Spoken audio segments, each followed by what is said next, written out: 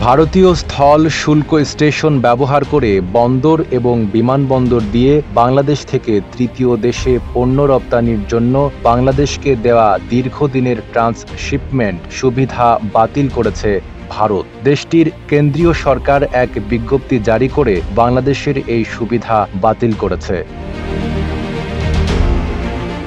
এর আগে ভারতের রপ্তানিকারকরা বিশেষ করে পোশাক খাতের প্রতিবেশী বাংলাদেশকে দেওয়া এই সুবিধা প্রত্যাহারের জন্য নরেন্দ্র মোদী নেতৃত্বাধীন সরকারের প্রতি আহ্বান জানিয়েছিলেন।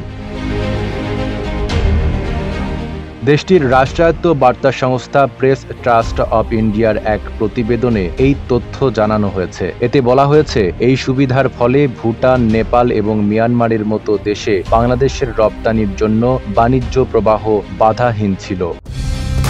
কালার এক্সপার্ট, জর্জ স্যাপ এবং মাইল্ড অন হ্যান্ডস টেকনোলজি সমৃদ্ধ অরিক্স ক্রিস্টাল ওয়াশ আপনার লন্ড্রি এক্সপার্ট। ভারত 2020 সালের জুনে বাংলাদেশকে পণ্য রপ্তানির এই সুবিধা দিয়েছিল।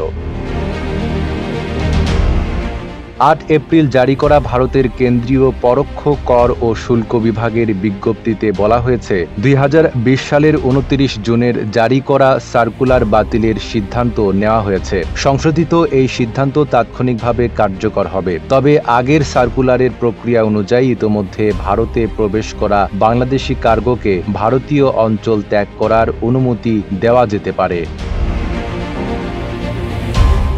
ভারতের ক্ষমতাসীন বিজেপি নেতৃত্বাধীন সরকার এমন এক সময়ে ভারতীয় ভূখণ্ড ব্যবহার করে তৃতীয় দেশে পণ্য রপ্তানিতে বাংলাদেশকে দেওয়া সুবিধা বাতিল করল, যার কয়েকদিন আগে ভারত, বাংলাদেশ সহ বিশ্বের কয়েক ডজন দেশ ও অঞ্চলের বিরুদ্ধে উচ্চমাত্রার শুল্ক আরোপ করেছে মার্কিন যুক্তরাষ্ট্র। নাইম আরাবী, ঢাকা পোস্ট।